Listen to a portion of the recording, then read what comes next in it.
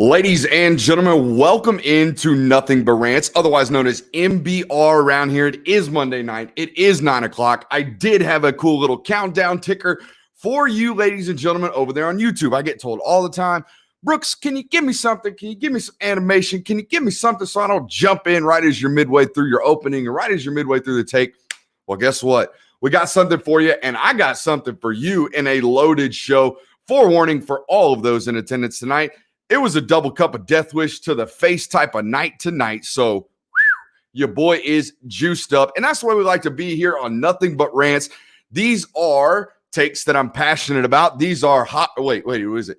These are takes that I'm hot about, not hot takes. Nothing But Rants. The show, obviously, where I bring you topics that I'm extremely passionate about. And I rant upon them or pontificate, if you will. Big words tonight. Pontificate probably going to be my one. But no, I got a loaded show for you tonight. I tweeted it out just a little bit ago. Gave you the rundown of the show. The guys in the Discord and gals in the Discord have known about these show topics for about, I would say about 10 hours today. They helped me, put them together. But just a general rundown before we get into the show. I got media members starting to get involved with this name, image, and likeness stuff. I'll give you my thoughts and opinions on that. Florida, for the first time in quite a while, getting kind of trashed in these preseason type of debates and topics of discussion by the national media. So we'll talk a little bit about that. Everyone in Florida getting trashed except for Emory Jones for some reason. There's a lot of people that like what he's got to bring to the table. And for that matter, I kind of do too. But I'll tell you about my questions that I have about Florida going into this season. We're going to put a little something to bed for the Georgia fan base. There's been one topic of discussion that I've seen on my Twitter timeline over and over and over again for the better part of the last almost year at this point. We're going to try our best to lay that one to bed tonight. And I will talk about my biggest questions that I have about this Georgia roster and Georgia football team headed into fall camp. We're a little bit less than a month away from fall camp starting in Athens. Obviously they got a big one September 4th against Clemson. So camp could not get any more important than it did this year or does this year for the University of Georgia. We'll talk a little bit about that. I'm excited to have you guys all in here tonight. But before we get into our first topic of discussion tonight, we got to take care of a little business, okay? So however you found this, whether you're on podcast, yes, we do have a podcast platform. I know most of you guys ingest my content via YouTube. But hey, maybe you're one of these people that can only catch 10 or 15 minutes of the show. And then maybe you got to go to bed because you got to get up early in the morning. That's fine. Catch me on your drive to work through podcast platforms. Just search the Film Guy Network, however you find your podcast. Once you get there, please like, subscribe, rate, and review over there. That's how we boost up those charts. So would appreciate you doing that. While you're here on the YouTube channel watching it live, hit that thumbs up button, man. That's how we really boost up. That's how we trick the algorithms, if you will. Getting a little nerdy talk here. That's how we trick the YouTube algorithms to get this show up and more on other people's feed. So we appreciate your support that way. The rule here on the YouTube channel, any super subscriptions go directly to free subs to the Patreon account. That is patreon.com/Brooks Austin. If you are not a member over there, well, you need to get over there. So please feel free to sign up over there. $10 a month, and it'll probably be the best $10 a month you spend. Ooh, hello. That's that death wish coming back up. No, it's probably the best $10 you will spend all month.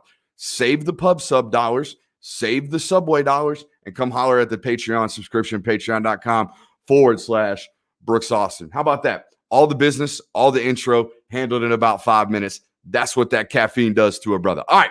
But I did tell you, yes, Robert, you can get in there. You are off suspension officially, but just be careful, man. Just be careful. Don't be throwing it around. We get it. You love the content. You love to support the content. I love you for loving to support the content, but don't go crazy. I don't want your wife mad at me saying, you gave that joker how much money this month? Yeah, don't do that. I don't want any wives mad at me because we're spending too much money on Brooks's, silly content, whatever it is that we provide over here. But appreciate all you guys for being here tonight. I feel back and ready and hot. Obviously, last week we had an MBR show. I was fresh off of a red eye from LA. No excuses. My dad used to say excuses are like buttholes. Everybody's got one and they all stink. Well, I'm going to give you an excuse on last week. I just wasn't back ready to be on camera and on a microphone. So I had to get warmed up. So we appreciate you guys for doing all that. And good God, as soon as I open up subscription models, Jeremiah comes in with a $50 sub, and Rob comes in with a $10 sub. So now I have 6 immediately right off the bat. We have 6 free subscriptions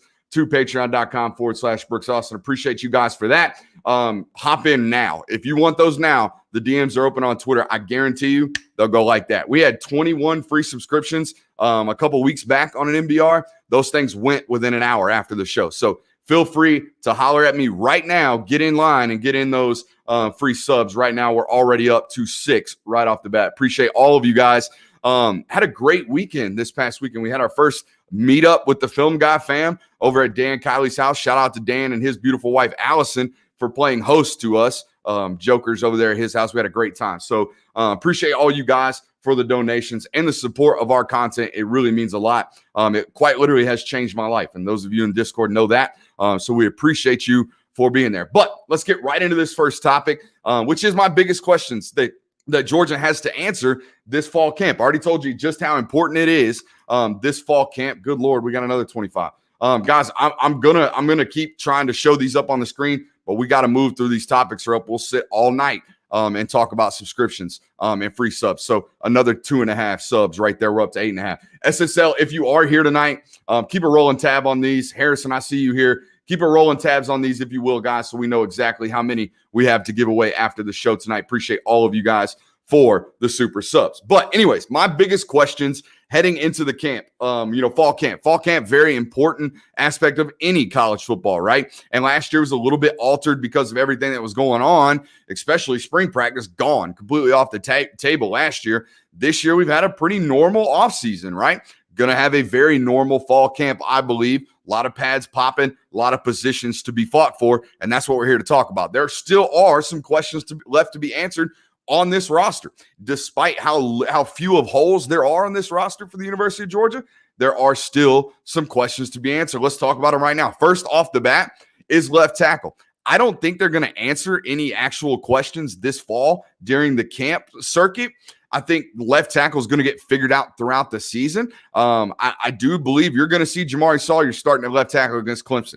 That's my thought process. That is sourced information, but that's also what I would do, right? I've said it on this platform multiple times. It's much, much easier to hide a young guy making his first career start against a front seven like Clemson has on the interior, right? I can have a good center next to him. I can have a solid tackle next to him. Whereas if I'm starting a true freshman or a redshirt freshman, or if I'm starting Xavier Truss out there at left tackle, it's really, really hard for me to protect him, right? I can't leave him off of an island because Clemson will scheme him into being in a one-on-one situation and out there on an island left to survive by himself, castaway style. So that's what I think is going to happen. I think Jamari Sawyer is going to get the initial start at left tackle. Is he going to come into this camp as light as he was last year when he knew he was going to have to play an entire season at left tackle? Probably not. I think you're going to see Jamari Sawyer in a camp at about 330, 335 pounds because he's preparing not only to play guard this year towards the end of the season, but to play guard in the NFL. So I think you're going to see Jamari look a little heavier than he typically did at the start of the season last year, more looking like he did at the Peach Bowl, right? A little bit thicker in the hips, a little bit thicker in the waist, and a little bit heavier, getting ready to play guard, not only towards the end of this year, but moving on into his professional career. So I do think despite what happens in camp, and maybe Broderick Jones just absolutely shows up and balls out all camp, and they just can't help but start him. Same thing for Amarius Mims. Maybe Xavier Truss has the camp of his life, similar to like Owen Condon did last year. But I think performances in camp like Owen Condon had last year might scare Kirby Smart away from an irrational decision based off what he sees in a 6-week practice time schedule, right? We saw Owen Condon. The whole talk of camp was about how Owen Condon had a great camp last year. He gets to start at right tackle. Within a quarter, they got to pull him and put Warren McClendon in there. And guess what? McClendon didn't come out the rest of the season, and he played like an all-SEC offensive tackle. So there you have it. I do think that's what happens. I think you see Jamari Sawyer out there. They rotate as many guys as they can to find out who that alpha dog's going to be at left tackle after the Clemson game. Because you go home and you play UAB, and you're like, hey, well, we got UAB on the schedule. Now let's get Amarius Mims, loose and ready to go. Now let's get Xavier Truss. Now let's get Broderick Jones out there and loose and comfortable at the left tackle position. Let's not throw him to the Sharks game 1, week 1 against Clemson. So that left tackle battle, it's important to figure out what's going to happen in camp. But I think it's a incomplete study before the Clemson game. I think you're going to play Jamari Sawyer and then figure it out after that when you got a really, really favorable schedule moving forward. I think there's 9 games. I was talking about this to a friend of mine the other day. There's 9 games on that Georgia schedule this year where you leave the football game, and if Georgia doesn't win by at least 21 points, Georgia fans are sitting there going, well, we played like doo-doo today, because there's a lot of Charleston Southerns, UABs, Georgia Techs, South Carolinas, Tennessees, okay, schools that are rebuilding, okay, and schools that aren't even close to even starting a rebuild. They're just in a, torrential downpour, basically, in terms of a football program. So there's a lot of that going on that schedule this year, where you're going to have an opportunity to get a real left tackle, not a guard, showcasing as a left tackle, out there and warmed up and ready to go. We will have Q&A at the end of the night, so hold on to those questions. We'll be very, very quick on those because I got to record another podcast after this. But that's my first question. What are they going to do at left tackle? What can they figure out? The other one's obviously the second cornerback position. Look, you don't bring Darian Kendrick in from Clemson, an all-ACC type of football player, a guy that's got more career starts than literally anybody on your defensive side in the secondary. You don't bring that guy in if you're not going to start him. I'm just going to go ahead and let you know. It's a little anticlimactic. Yeah, they'll talk about how he's getting, accustomed to the system. And maybe you don't hear about him, being with the ones during the first scrimmage, when all the insider intel comes out over on patreon.com/Brooks Austin. Maybe you don't hear about him then. But guess what? He's going to be starting against Clemson. Spoiler alert. I'm just going to go ahead and let you know. The question this camp is between Amir Speed, Jalen Kimber, Keely Ringo, and maybe even Nyland Green. Who earns the spot for that second gig, right? Who is the one that's going to be being Robin to Darian Kendrick's Batman, okay? Who's going to be the Tyson Campbell to the Eric Stokes that is Darian Kendrick? That's what you're going to have to figure out in the 6 weeks leading up to Clemson, okay? And even then, I still think you're going to see a heavy rotation of what's going on at the cornerback position in that first game, even against Clemson, unless someone gets really, really hot, right? Unless Amir Speed goes out there and starts, or Keely Ringo goes out there and starts, and he's just absolute clamps from snap one. If that's the case, you probably won't see a rotation. Maybe one of them's just lights out all camp, and it's like, hey, we found our guy. This guy has shown up, been an alpha all camp, been an alpha all summer during 7-on-7 and during player-led workouts. So we're going to let the guy get the start, and we're comfortable. We're just going to ride it out the rest of the season. That's a question you got to answer during camp. The other one for me is it revolves around the secondary as well, is what's going to happen behind Lewis Cine and Chris Smith. Look, I know Tyke Smith has some history playing safety, but it was really at West Virginia. They wanted to pull the 5th DB off the field, and they wanted to play another outside linebacker, but Tyke Smith was just too damn good to pull him off the field. So what they did was they took him from the nickel spot where he's going to play this year at star and moved him back to free or strong safety and let him play. Are they going to do that at Georgia if someone goes down? I don't know. I guarantee you he's going to cross-train. Okay, once he gets comfortable playing the star position and learning that playbook, they're going to cross-train him at free and, left and right safety, field and boundary safety. They're going to do that. My question is, originally, to start the season, where does that initial, secondary depth come from at the safety position? I know Chris Smith and Lewis Cine are ball players. They're absolute great football players. But what happens when Lewis Cine takes somebody's head off in the middle of the field and gets a targeting penalty in the first half against Clemson? I'm not saying it's going to happen, but I'm saying there's a possibility. We know that, right? His history tells us that's possible. So where's that depth come from? Is it a guy like David Daniel? You lost Major Burns to the transfer portal. Dan Jackson looked good in spring practice. Does one of these freshmen that's enrolling get involved in this backup role? David being one of those guys. That's what I'm curious to see. Who are those names in that back end that we start hearing more and more about during fall camp? This guy looks great. He's climbed up the depth charts. That's important for Georgia moving forward, because as good as they are with the transfers that have been made and the transfer acquisitions that have been made by Kirby Smart, as good as they are in that defensive back crew now, they're still really shallow. There is not a whole lot of depth back there. Camp is about figuring that out in the secondary for me. Another question I got is health at wide receiver. Okay, I know Dominic Blaylock's going to be back this year, but at what point? right? Is he going to be ready for Clemson? I don't know. That's something we're going to have to figure out during camp, right? Marcus Osimi-Jack Saint, if you look on social media, if you look on the kid's Instagram page, he looks healthy and ready to go, 100%. We'll find out, right? Okay, so those are two guys that I'm really, really watching closely, and I won't be watching them because Kirby locks everything out from the media, as he should, okay, as he should during a preseason camp. I wouldn't want any secrets being let out either. So, yeah, we're not going to be able to see it. We're going to have to listen to it. So we're going to have to talk to sources. We're going to have to report it on patreon.com/Brooks Austin. We're going to have to do all that. I'm going to have to be digging up information for you guys because we're not going to be able to see it physically. Okay, so health at the wide receiver position is one of my questions. And my final question that we're probably not going to get figured out this camp is, what does that running back rotation look like? Okay, I thought year 2 of the Kendall Milton experience was going to be something that I was really, really looking forward to. And then not just Zamir White came back, not just James Cook came back, but both of them. Okay, so now you're in the same predicament you were last year, except a little bit worse. Okay, in the sense that you've got 5 mouths to feed. Okay, 5 of them, if you include Dejon Edwards. You've got 5 mouths to feed in that running back room, and only so many touches on an offense that I think is going to go about 52-48 in terms of pass to run. Last year, they were about dead even 50-50. Year before, they ran the ball 55% of downs before Todd Monken got there. Okay, Todd Monken's history as an offensive coordinator, I tracked it. We ran an Excel sheet on it over on dogsdaily.com. Over his history as an offensive coordinator, including his days in the NFL, he's on average 52% pass. I think he's going to get back to that this year with the offense that they have. So what that means is there's extremely limited touches for that running back room. That means the rotation that you have, how you choose to utilize those talented backs, is vital. It's extremely vital. We've talked about it at Dogs Daily about how it's a bell cow back versus a gadget back type of discussion, right? You want to have a first and second down back, obvious rundowns. You got to have a big bruiser that can play inside the tackles and run inside the tackles.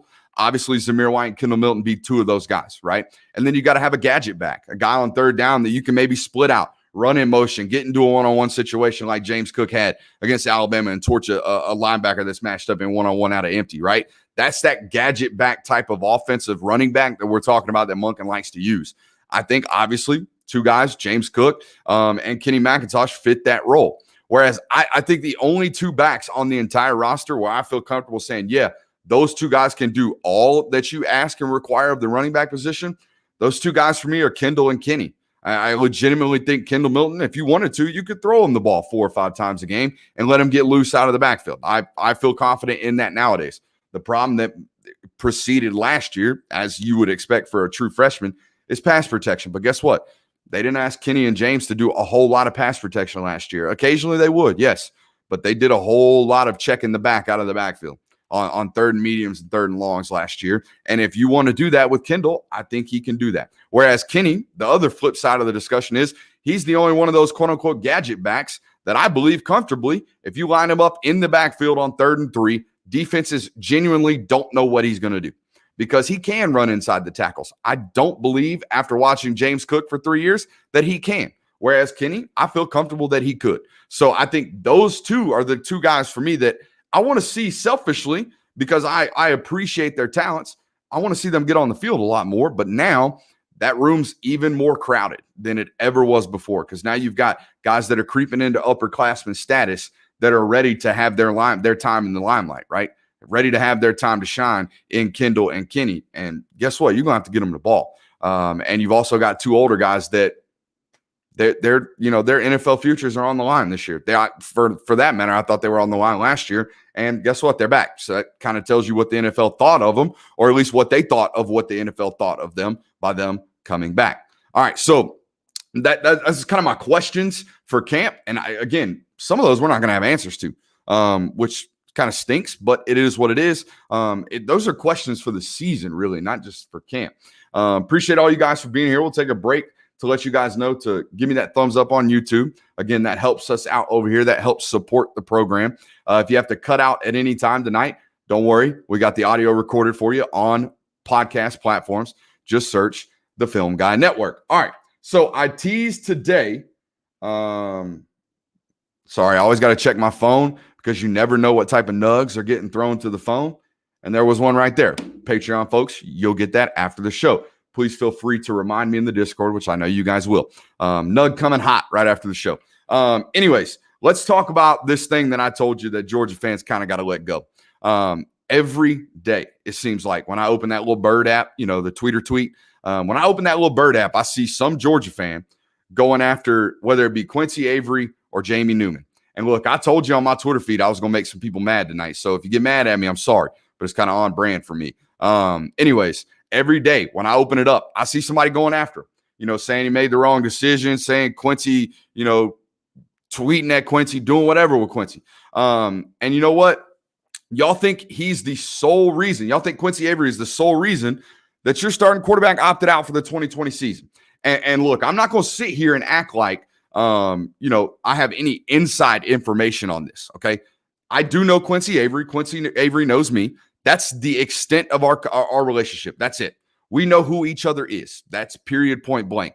But what I can tell you about Jamie Newman's opt out of the 2020 season, and I hope that you listen to this tonight and just put it to bed. Okay. Because him opting out kind of screwed your season last year, at least to start. But when a young man takes to Twitter and says, and I quote, "With much prayer and discussion with my family, I would like to announce that due to uncertainties of this year, amid a global pandemic, I will officially opt out of this football season and prepare for the upcoming 2021 draft." And he goes on to, give thanks to Kirby Smart and give thanks to the Georgia group and talk about all the relationships that he made in a brief time. All good, all fine and great, right? Now, he says all of that and everyone calls BS, right? They say, "Oh, it's a cop out. COVID ain't what it is, whatever." He's lying. He just wants to skip a season and go to the NFL because Quincy Avery told him to. That's what most of the takes were on Twitter.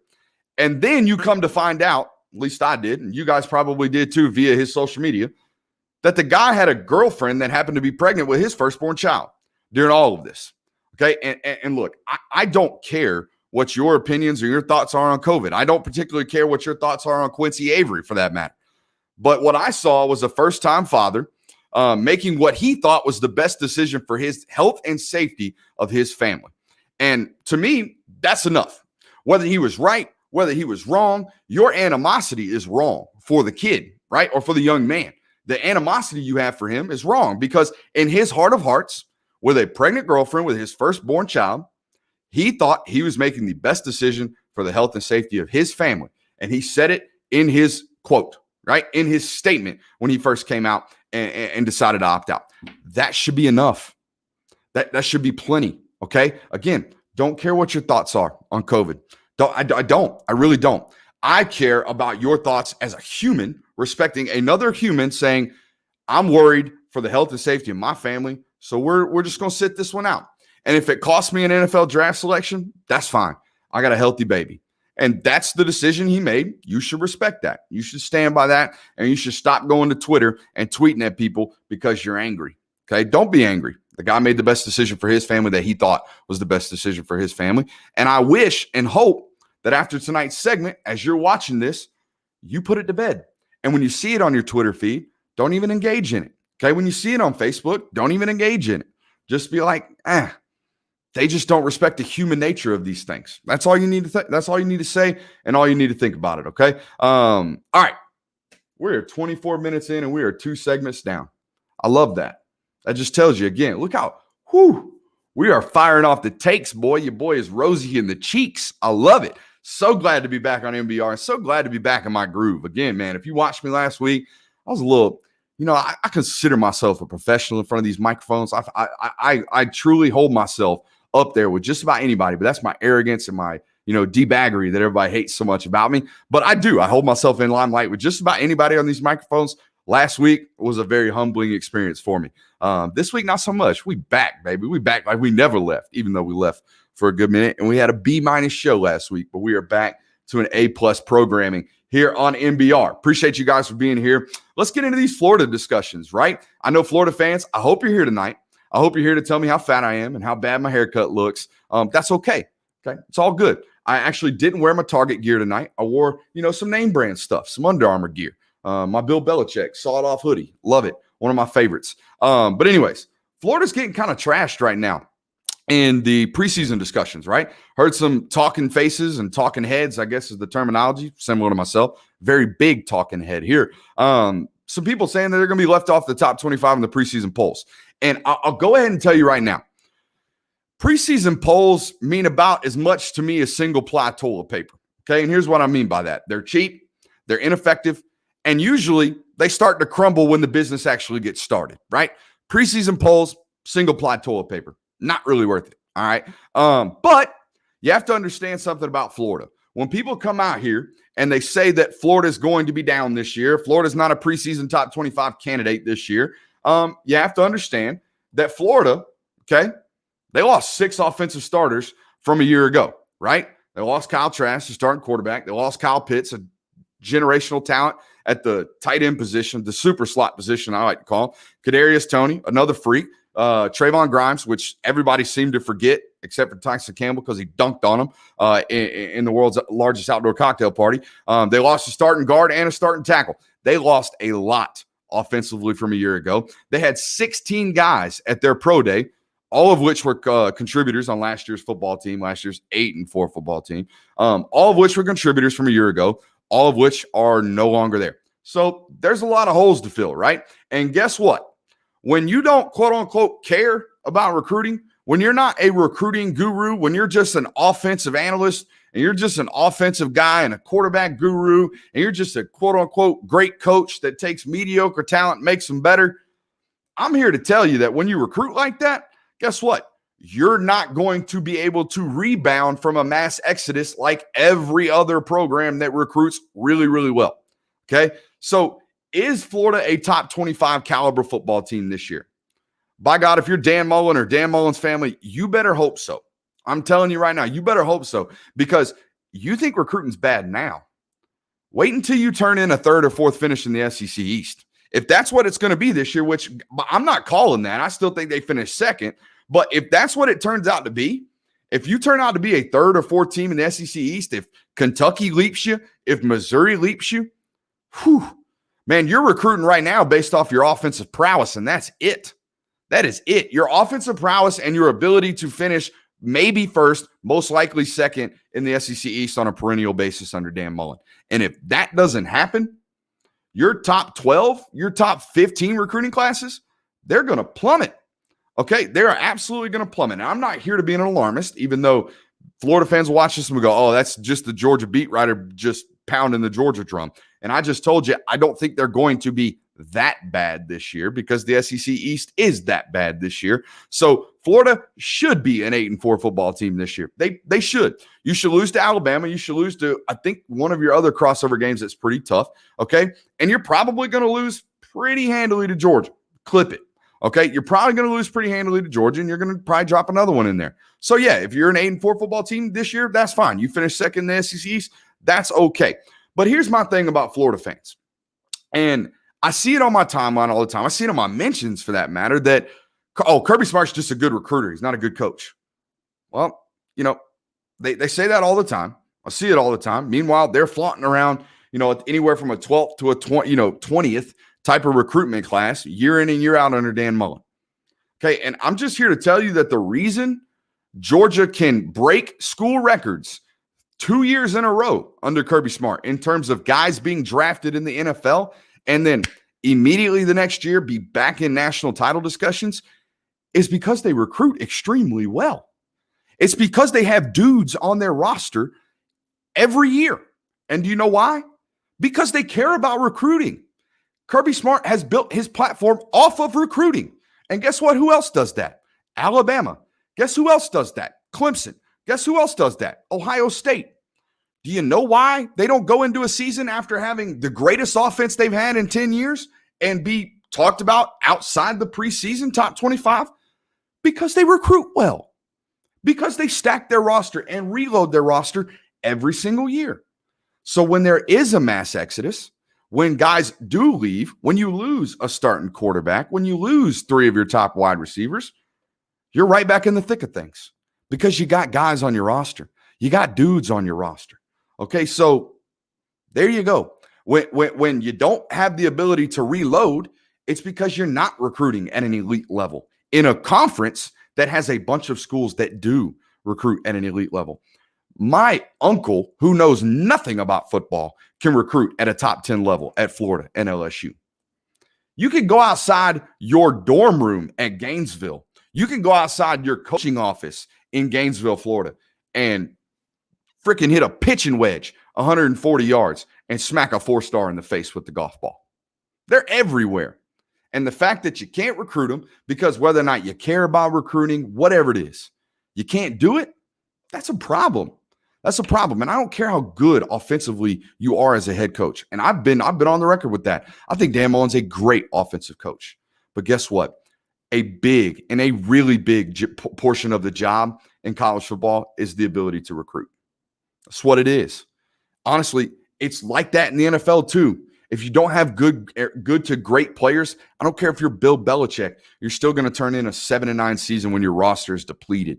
Okay, you're still going to do it. I don't care how great of a football coach you are.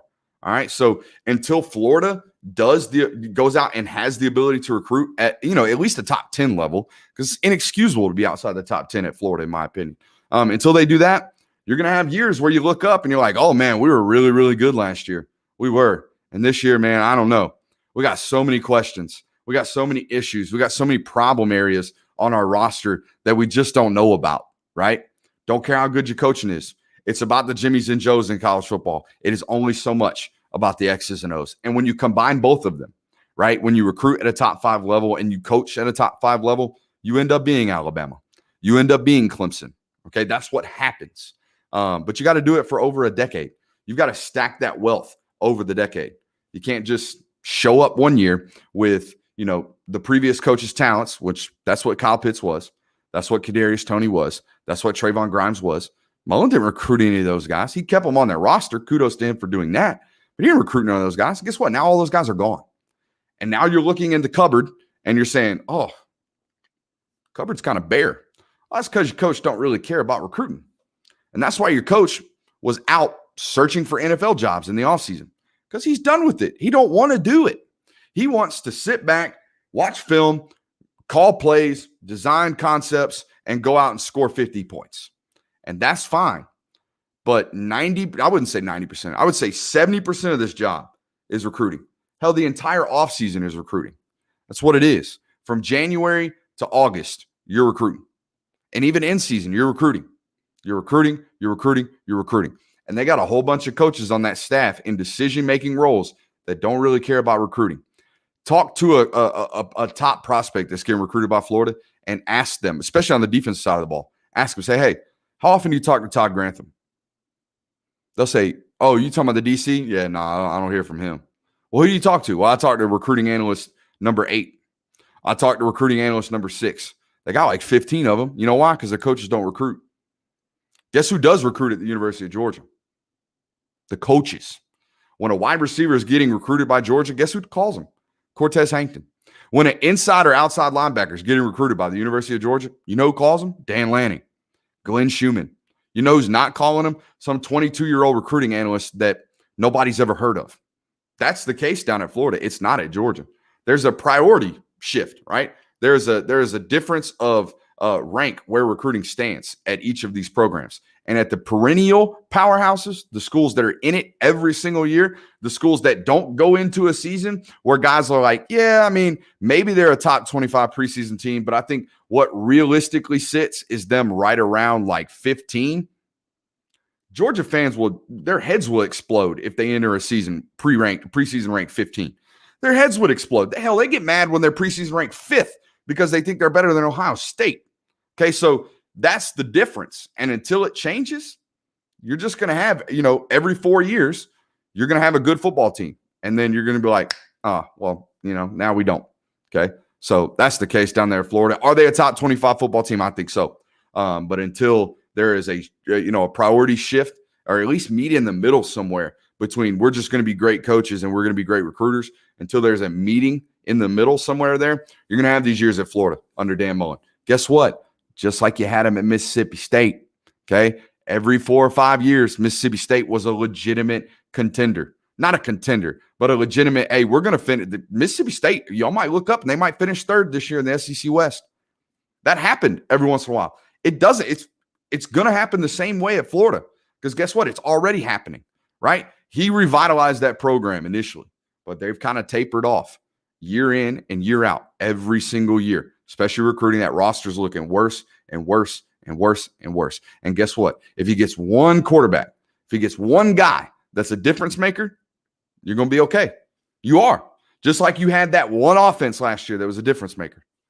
But, that's hope and a prayer, right? That's hoping that Dak Prescott shows up on your doorsteps one day. That's hoping that Kyle Pitts is transcendent. That's hoping that Kadarius Toney is transcendent, okay? That's not going out and making it happen, because that ain't happening down there in Florida. All right, on to our last segment of the night, and I saved it for last because it is a little bit controversial, and I'm probably going to get trashed on whatever boards. No, actually, the boards that trash me, I think, are in my favor on this discussion. So that'll be fun. Maybe you'll see me on those boards actually getting talked about in a good light. Doubt it still, probably. But it's about all these media members signing these players to promote their product, right? Or to promote the kid to promote their product. Okay. I'm just going to let you know. Shocker. I didn't go to journalism school. I never sat through a journalism ethics class. Never did. Okay. Honestly, fun fact. When I first got hired by Sports Illustrated to cover Georgia, first thing I did was go into the journalism school up there at Georgia and sat down with the head of the journalism department. And she asked me a bunch of questions why I was there, what I was wanting to do. And, I told her, I was like, here, I'm here to get some interns and help them out, and maybe teach them, what's going on here, teach them, whatever I know. And the lady was like, you don't know anything. Matter of fact, I'm not letting this was 2 years ago. Matter of fact, I had like 400 followers on Twitter. Nobody knew who the hell I was. I'm not letting any of my people work for you. I might give you like the people who are going to end up flunking out of our program, but I'm not giving you anybody.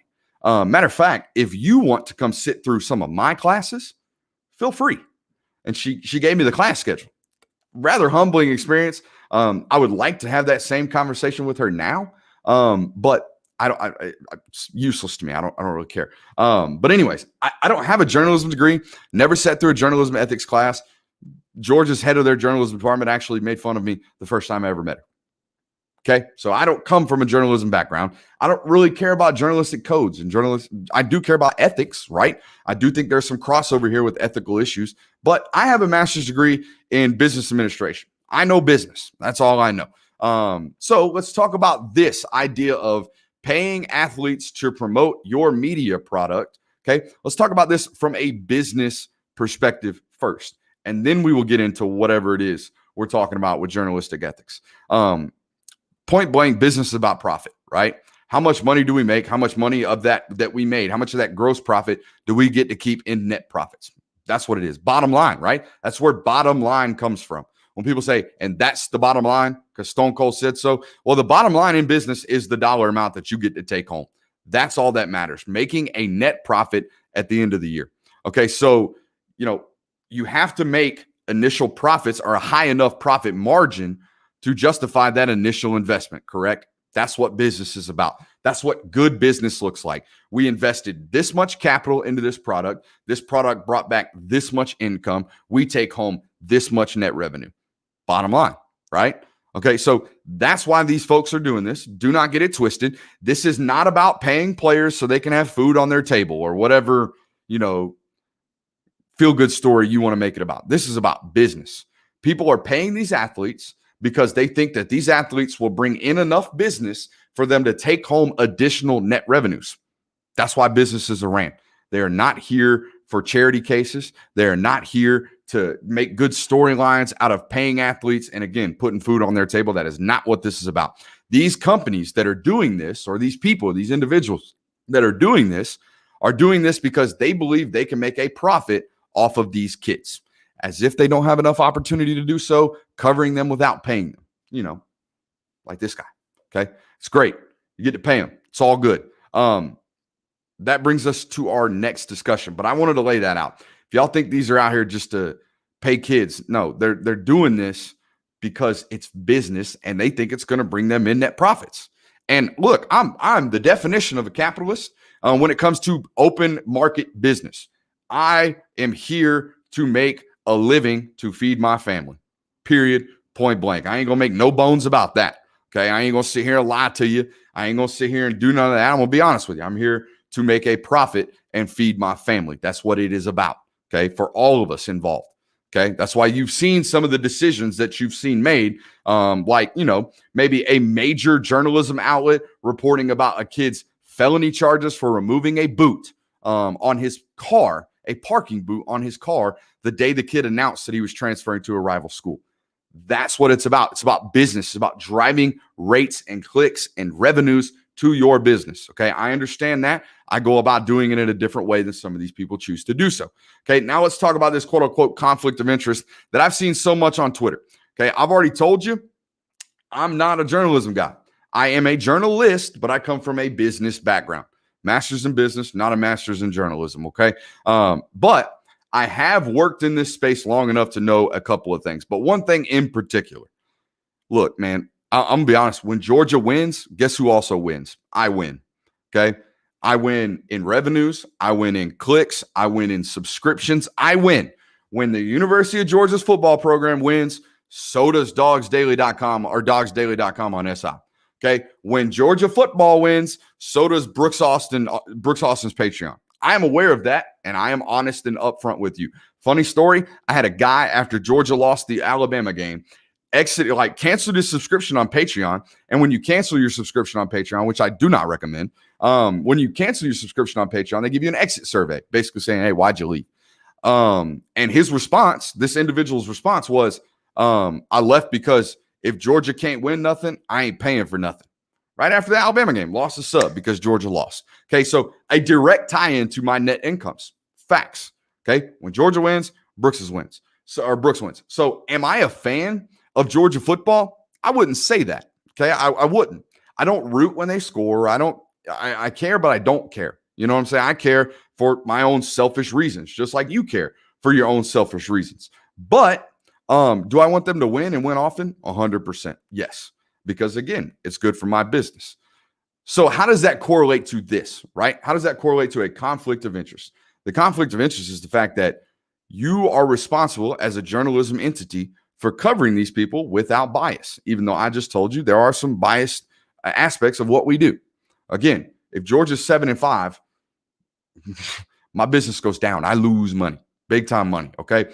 But if you're going about this in whatever journalistic code that you believe in as a journalist, if you're going about this, paying athletes and putting them on your payroll that you're supposed to cover, you can't really cover without bias, without direct conflict of interest, which is the issue that you're seeing a lot of these journalism companies go into, right? Myself included. Look, I'm going to tell you right now, you will not see Brooks Austin paying athletes to promote Brooks Austin's work. You won't see it. Okay, you won't see me paying athletes to come do interviews or podcasts or anything like that. You just won't see it. Okay, not in any near future. Okay, unless this just becomes absolutely rampant, which I probably believe it will. But what you're getting into is 100% against whatever journalism code that the Blue Check Brigade went through in college. Okay, they did. I'm telling you right now, there is number one. Don't get in bed with the people that you're covering. Or matter of fact, don't get in bed with anybody that you're doing business with, right? I mean, that's the fact of the matter. But it goes back to, I brought up the fan debate because I'm not one of these people.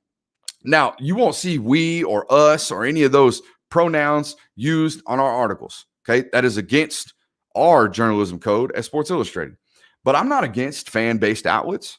Jamie Goodman's one of my best friends. He is a firm believer that fans can cover this sport and cover it really well without bias. And you know what? To an extent, I believe him. And here's why I believe him. Ain't nobody more mad about a mistake made by a coaching staff or a mistake made by a player than the fan that's really, really emotionally invested. I am financially invested in the benefit of Georgia. I am not emotionally invested, but I guess you could say that through financial investment, there is emotional ties, right? It's hard not to agree with that.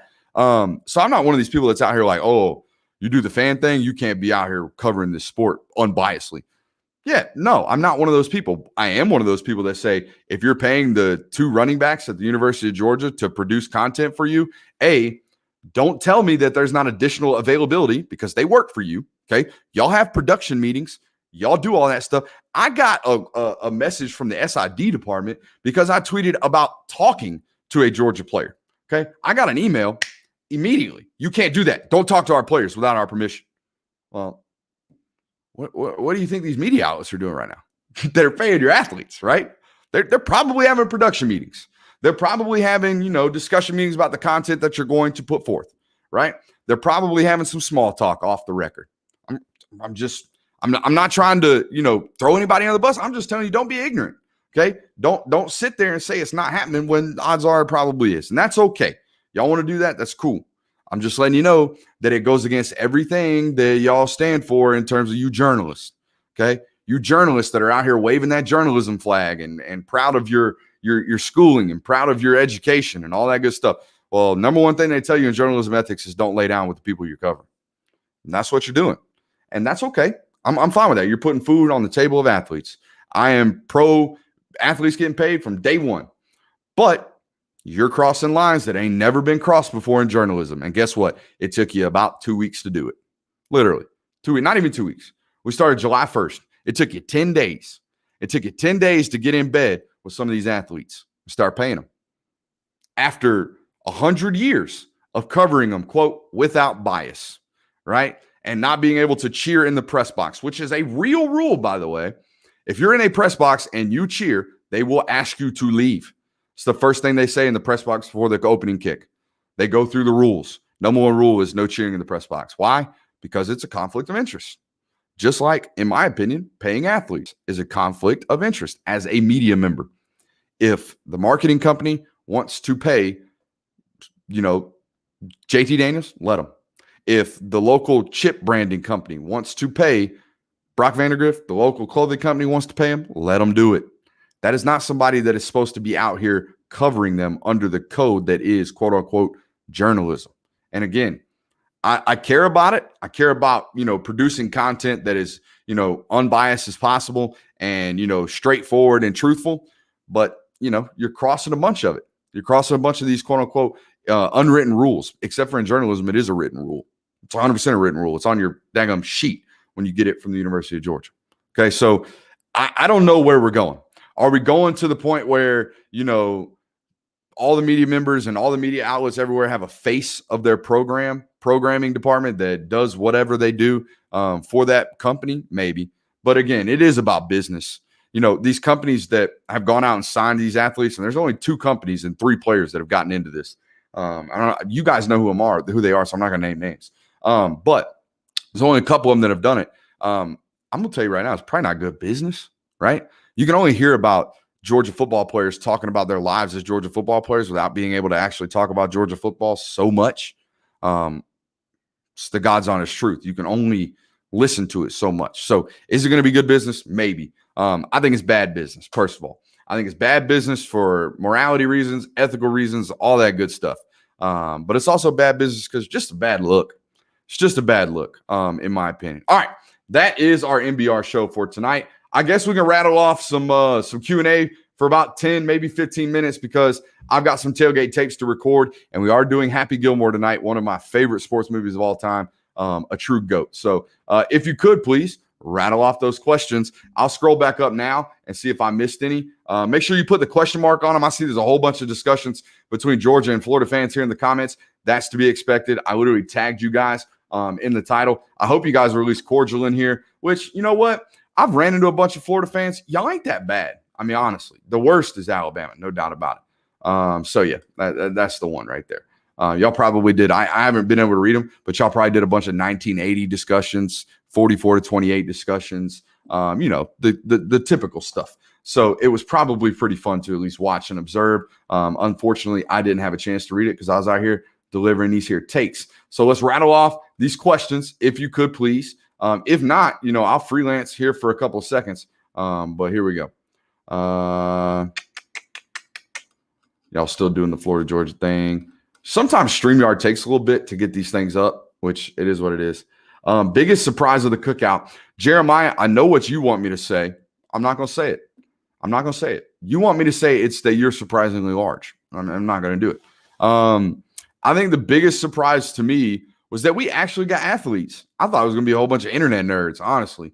Like, I'm not a great athlete. I like to fancy myself an above average athlete.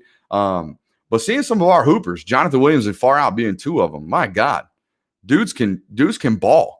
Okay, so that was surprising to me. And I honestly thought it was going to be a little weird, right? I thought it was going to be a little weird. We didn't have any weird people there. Guitars were broken out, beers were consumed, chicken wings were ate, shit was talked. I mean, we had a good time at that cookout, and we will probably have even more. Even though it wasn't a cookout, it was literally just us eating wings and talking nonsense.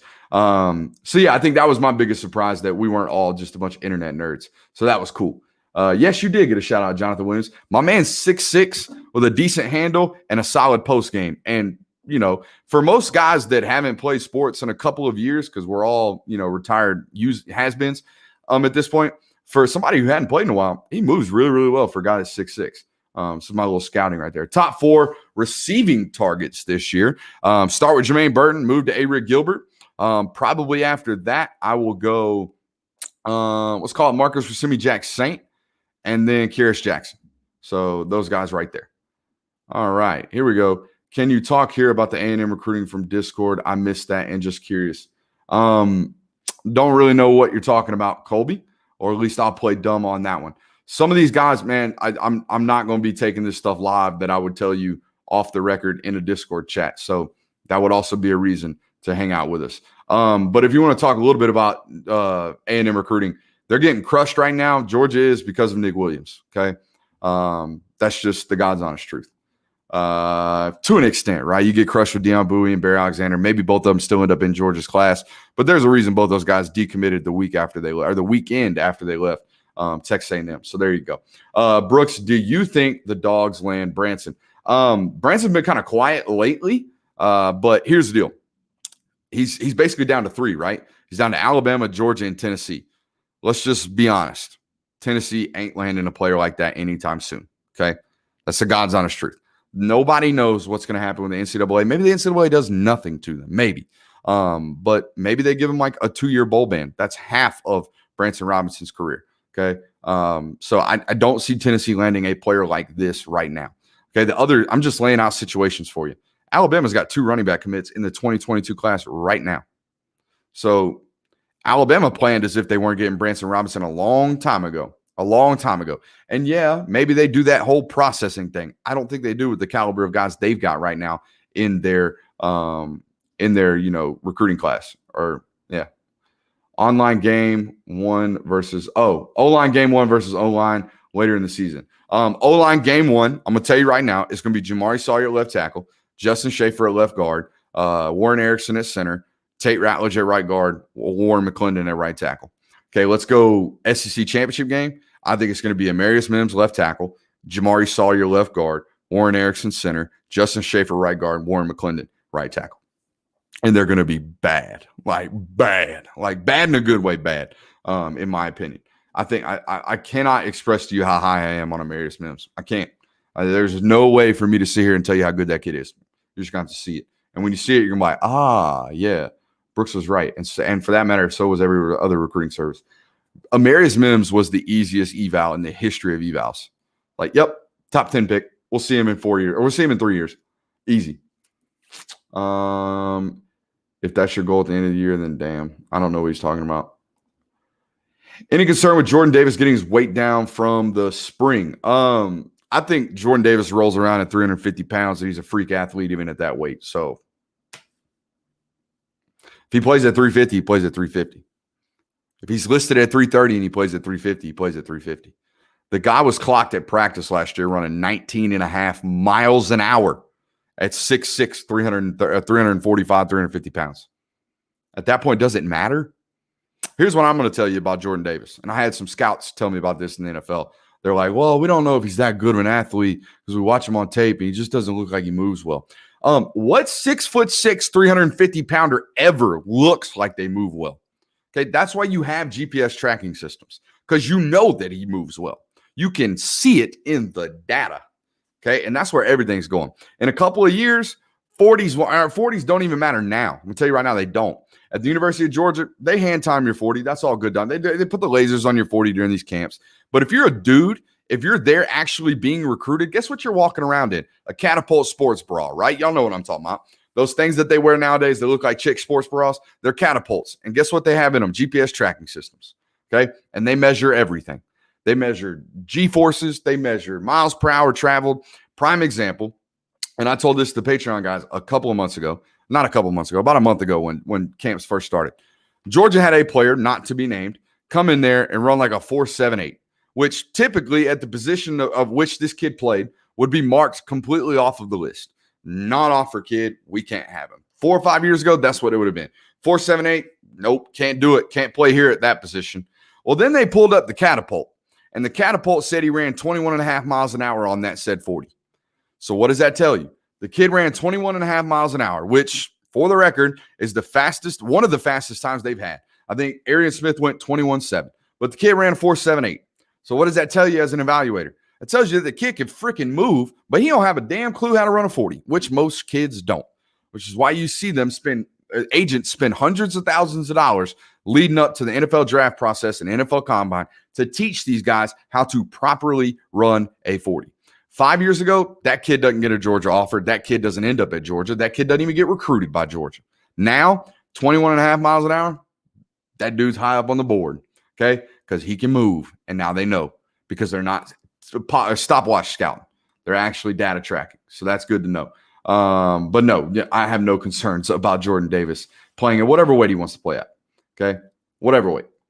Who's better recruiting on UGA staff besides Kirby? I'm good. This is gonna be off the wall for you guys. But I'm gonna go Todd Hartley just because the guy ain't missed. He hasn't. Okay. In 2019, he wanted two guys. He wanted Rick Gilbert or Darnell Washington. Guess what? Now they're both on the roster. In 2020, he wanted one guy and recruited one guy and one guy only, Brock Bowers. Brock Bowers on the roster. That was 2021. So 2020, they went after Darnell and Rick. Now they're both on the roster. 2021, he went after Brock Bowers. He's on the roster. In 2022, they've recruited one guy for about a year now, and it's Oscar Delp.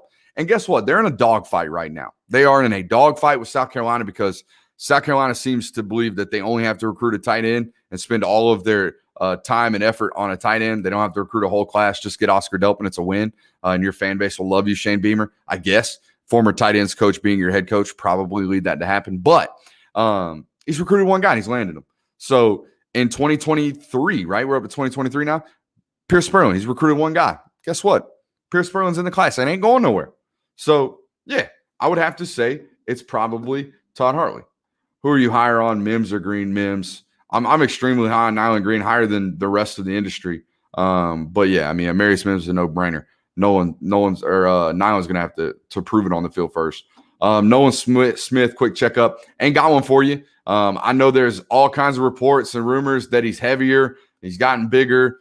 That's fine. I hear the same nonsense and same boo hockey every offseason with guys that play with underweight. I hear it every year. Oh, Nolan Smith, he's up to 245 pounds. That's fine.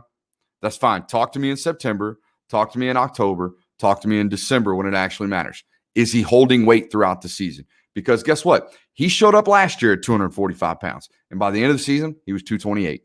Okay, so until these guys can hold on, same thing with Adam Anderson. Every single offseason, everybody wants to write articles, myself included, about how great Adam Anderson looks this offseason, how much weight he's put on. And then guess what? By the fourth game, when you spent 4, 5, at this point, 2 months in 100-degree heat on the turf in Athens, going through what essentially equates to 2 days because you're practicing and lifting, he's back down to 228, 230. So, yeah, I'm sure Nolan Smith looks great right now, just like he looked great last offseason going into camp. And he's a great player, don't get me wrong. But the idea that he's just big, save those reports for someone that, may or may not know football. I know how these body types work. I've seen them. I'm the opposite, right? I had to go into camp. Well, I'm actually kind of the same. I had to go into camp really, really heavy because I knew in camp I'd lose 15 pounds. You would.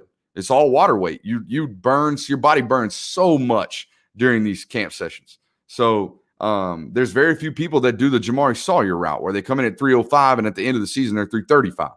Okay, some of the big guys you got to watch out for. The smaller, guys that have maybe struggled with holding weight over their career, those are the guys that you typically expect to lose massive amounts of weight. Mims better than Thomas. It's really, really hard to sit here and say a freshman that we haven't seen on the field is better than the number 4 overall draft pick. in the 2020 NFL draft. Let's hold off on this. We'll revisit this after 2 or 3 years. Nolan Smith steps up. I mean, he's going to step up in the sense that he's going to be a starter this year. McCray, what's up, my guy? 99 is a beast, 100%. It's not I guess it's I guess we'll call this a comb over. I don't know what it is. Where is Clay Webb at this point, guard or center? And is he lost in the depth chart? So I'll tell you what Kirby Smart said, and he said it in the most Kirby Smart fashion. He was asked if Clay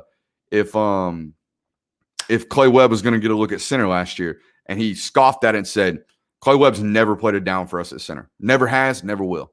I don't know where that narrative came from, and he ended it right there. Clay Webb doesn't play center. He plays guard, and no, he is buried on the depth chart. There's a lot of guys that are going to get some PT before he does, but he'll get in there in a sense that, like, if people get hurt in middle of the game and they need to trust somebody to go in there and do the right thing and make the right assignments and make the right reads, Clay Webb will play. Other than that, no, I don't see it happening. Who do you think starts at the other cornerback position with Derion Kendrick? I think to start, I think it's going to be Amir Speed, just because the track record of Kirby Smart says play the old guy. That's what it is. That's what it always has been. It's probably what it'll continue to be. Look, here's the deal. When you recruit like Georgia does, and you over-recruit at some positions like Georgia does, you have to give the benefit of the doubt to the older guy. You have to make sure that guy loses the job, right? You have to. Same thing as when you bring in transfers, right? When you bring in Eli Wolf, you've got to get Eli Wolf on the field. When you bring in Lawrence Cager, you got to get Lawrence Cager on the field. When you bring in Tyke Smith, Derion Kendrick, you have to get those guys onto the field. Okay, so same thing with older guys in your program. Amir Speed has done what you want every recruit to do. He has stuck it out. He has not hit that mythical transfer portal. He has not quit on the program. He has not quit on his teammates, like you guys always say they do when they hit the portal. He is not a quitter. He is a guy that has stuck it out and played and played and fought and fought and fought. And guess what? Now is his time. You have to make sure that guy loses the job, okay? Not somebody else wins it. You have to make sure that kid loses the job. And honestly, I thought he played really, really well in the spring game. So I would be comfortable if I'm a Georgia fan if I see 9 rolling out there and getting the start to open the season.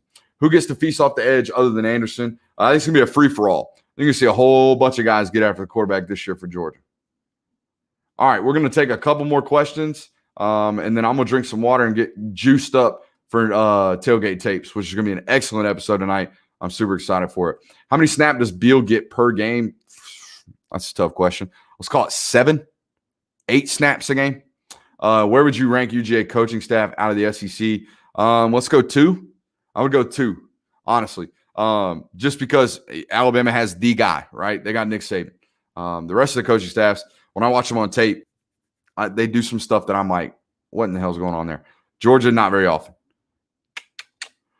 What would you guess A-Rick's regular season numbers will be? Let's go 45 catches, 750 yards.